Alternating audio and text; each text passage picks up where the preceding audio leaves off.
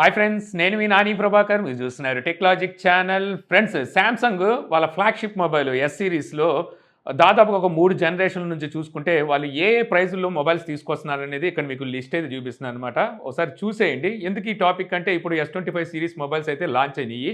వాటి ప్రైజెస్ గురించి అలాగే వాటి స్పెసిఫికేషన్ గురించి మాట్లాడుకునే ముందు గత 3 జనరేషన్లో వీళ్ళు ఏ విధంగా మ్యానిపులేట్ చేశారు అనేది ఒకసారి మనకి అర్థం అవడం కోసం ఈ ప్రైజెస్ అయితే చూపిస్తున్నాను. S22 సిరీస్ చూస్తే మీకు 73,000 రూపాయలతో అప్పుడు మనకి S22 మొబైల్ని లాంచ్ చేశారు. ఇక S22 అల్ట్రా దగ్గరికి వెళ్ళేసరికి దాదాపుగా 1,10,000 రూపాయలకి అయితే తీసుకెళ్లారు. అలాగే S23 చూస్తే 75,000తో స్టార్ట్ అయ్యి 1,25,000 రూపాయలకి ప్రైస్ తీసుకెళ్లారు అనమాట. ఇవన్నీ లాంచింగ్ అప్పుడు వీళ్ళు పెట్టిన ప్రైజెస్. ఇది కాకుండా వీళ్ళు ఎలాగో ఆఫర్స్ ఇస్తారు.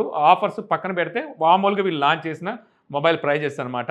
ఇక S24 సిరీస్ చూస్తే దాదాపుగా 80,000 రూపాయలతో స్టార్ట్ చేసి 1,30,000 రూపాయలకి ఈ మొబైల్ ప్రైజెస్ని అయితే తీసుకెళ్లారనమాట.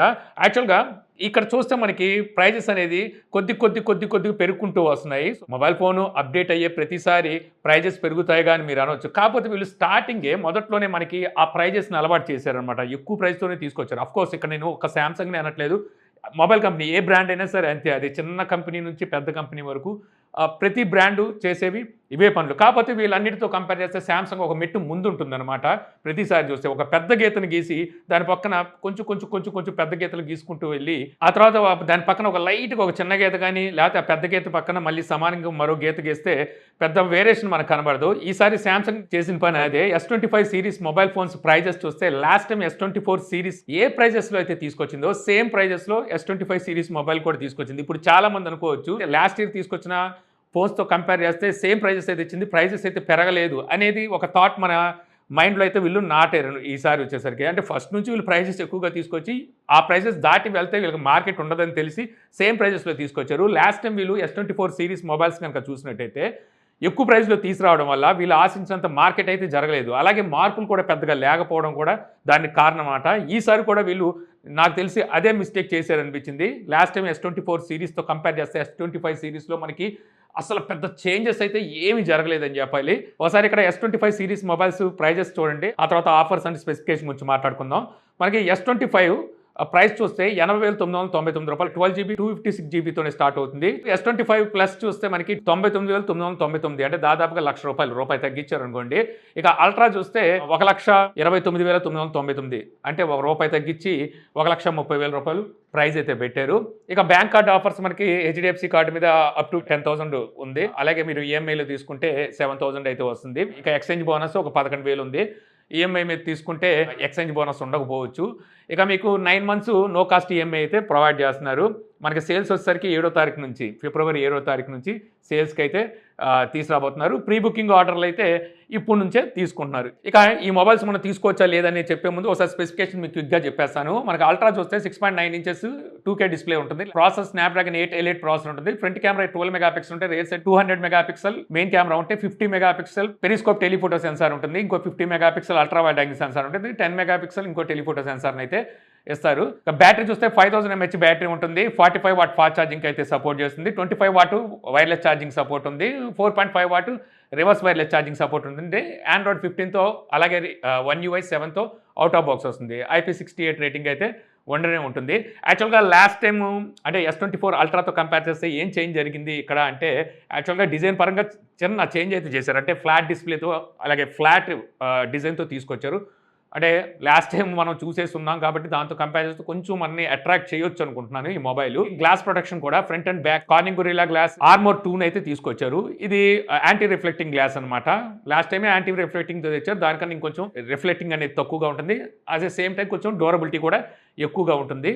అలాగే టైటానియం ఫ్రేమ్ మనకి గ్రేడ్ 5 అయితే వాడారు, లాస్ట్ టైం గ్రేడ్ 2 వాడారు. ఇక డిస్ప్లే చెప్పాను కదా, 6.8 ఇంచెస్ లాస్ట్ టైం తీసుకొస్తే 6.9 ఇంచెస్ ఈసారి తీసుకొచ్చారు. ప్రాసెసర్ ఎలాగో చేంజ్ చేస్తారు కాబట్టి స్నాప్డ్రాగన్ 8 Elite ప్రాసెసర్ అయితే వాడారు అనమాట. కెమెరాలో మనకి last time 12 megapixel ultra wide angle తెస్తే ఈసారి 50 మెగాపిక్సెల్ తీసుకొచ్చారు. అలాగే వీడియో రికార్డింగ్లో 10 బిట్ HDR సపోర్ట్ని అయితే యాడ్ చేశారనమాట. వైర్లెస్ ఛార్జింగ్ లాస్ట్ టైం మనకి 15 వాట్ తీసుకొస్తే ఈసారి 25 వాట్ని తీసుకొచ్చారు. ఇంకా ఇంతే మీకు డిఫరెన్స్, ఇంకా మీకు ఎటువంటి డిఫరెన్స్ అయితే ఉండదు. సో మనం మామూలుగా చూస్తే ఇవి పెద్ద డిఫరెన్స్ అయితే కాదు లాస్ట్ టైం మనం అల్ట్రాతో కంపేర్ చేస్తే.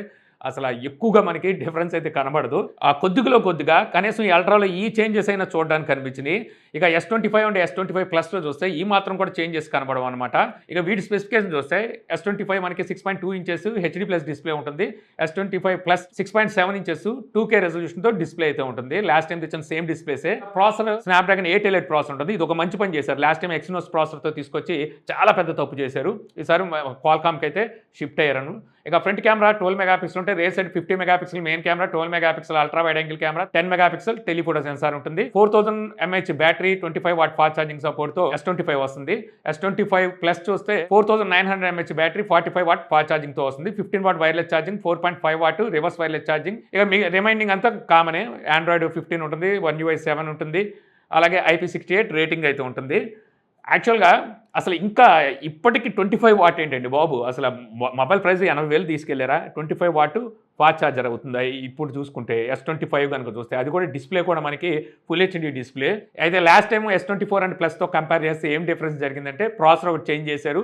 అలాగే 10 బిట్ HDR వీడియో రికార్డింగ్‌ని యాడ్ చేశారు. ఇక ఇంతకు మించి అస్సలకి ఏమి చేంజెస్ అయితే జరగలేదన్నమాట. డిజైన్ పరంగా ఏదో చేంజెస్ మనకి చూడడానికి వ్యత్యాసం కనబడాలి కాబట్టి అయితే చేంజెస్ ఉంటాయి. అది కూడా పెద్ద చేంజెస్ అయితే కాదు. అదే కెమెరా సెటప్ చూడడానికి ఆల్మోస్ట్ అలాగే ఉంటాయి. సో ఇంతకు మించి వీళ్ళు చేంజెస్ అయితే ఏమి చేయలేదు. ఇంకా అలాంటప్పుడు జనాలు వస్తారని చెప్పి ఇంకా ప్రైజెస్ ఎక్కడ పెడతారు చెప్పండి? ప్రైజెస్ లాస్ట్ టైం తీసుకొచ్చిన అవే ప్రైజెస్‌తో ఈ మొబైల్స్‌ని కూడా తీసుకొచ్చారనమాట. ఇక కొత్తగా ఏఐని ఏమైనా యాడ్ చేసంటే యాక్చువల్‌గా మనం ఆల్రెడీ మీరు S24 సిరీస్ వాడుతుంటే ఇప్పుడు ఇందులో తీసుకొచ్చిన ఏఐని మీకు అందులో కూడా ఉంటాయి. అలాగే One UI ఎలాగో అప్డేట్ అయితే వాటికి కూడా వస్తాయి. పెద్ద మీకైతే డిఫరెన్స్ ఉండదు. అలాగే మీకు 8 ఇయర్స్ ఇలాగే మీకు అప్డేట్ అయితే ఎలాగే ఇస్తున్నారు కాబట్టి సో చాలా కాలం మనకి ఈ మొబైల్స్ మనం S24 సిరీస్‌నైనా చాలా కాలం వాడొచ్చు.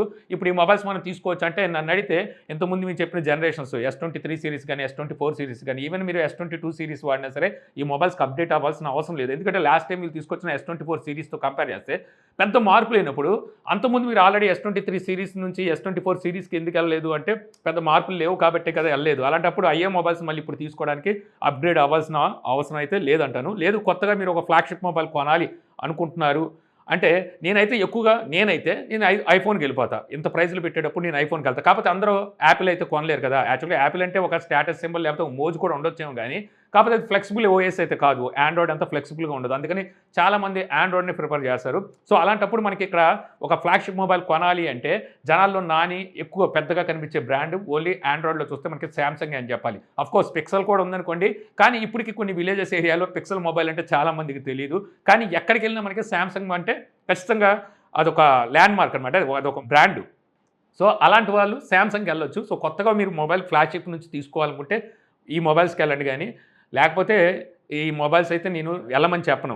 అంటే పెద్ద మార్పులు లేవు కాబట్టి ఆల్మోస్ట్ ప్రైజెస్ అయితే ఎక్కువైపోయినాయి. లాస్ట్ టైంతో కంపేర్ చేస్తే ఎటువంటి చేంజెస్ జరగలేదు. ఒక విధంగా చెప్పాలంటే వీటితో కంపేర్ చేస్తే రీసెంట్ డేస్‌లో మనకి వేరే బ్రాండ్‌లు అంటే ఒప్పో గానీ, వివో గానీ, వన్ ప్లస్ గానీ సో చాలా బ్రాండ్స్ మొబైల్ ఫోన్స్ తీసుకొచ్చినాయి. వాళ్ళ IP69 రేటింగ్‌లు కూడా అలా కూడా ఆఫర్ చేస్తున్నారు. వాటితో కంపేర్ చేస్తే ఎందుట్లో గ్రేట్ అని చెప్పడానికి కూడా ఇందులో మనకి ఏమీ కనిపించట్లేదు. మెయిన్‌లీ చూసుకుంటే S25 అలాగే S25 ప్లస్‌లో అసలు అంత ప్రైస్ పెట్టడానికి ఏమీ కనిపించట్లేదు. ఓన్లీ బ్రాండ్ తప్పితే ఇంకా వాటికెళ్ళిపోవచ్చు. కాకపోతే వాటికెళ్ళడం చాలామంది ఇష్టపడరు. సామ్‌సంగ్ అంటే చెప్పాను కదా ఒక బ్రాండ్ అనమాట.